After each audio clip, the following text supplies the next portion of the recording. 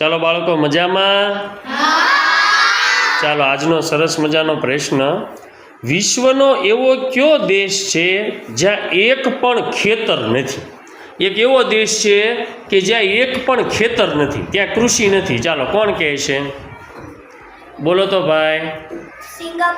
Singapore. ખૂબ સરસ.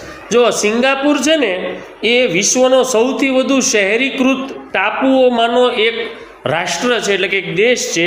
એનું ક્ષેત્રફળ નાનું છે, એના કારણે ખેતી માટે પૂરતી જમીન નથી અને ખાદ્યની જરૂરિયાતો માટે એ છે ને મોટાભાગનો ખોરાક છે ને બહારથી આયાત કરાવે.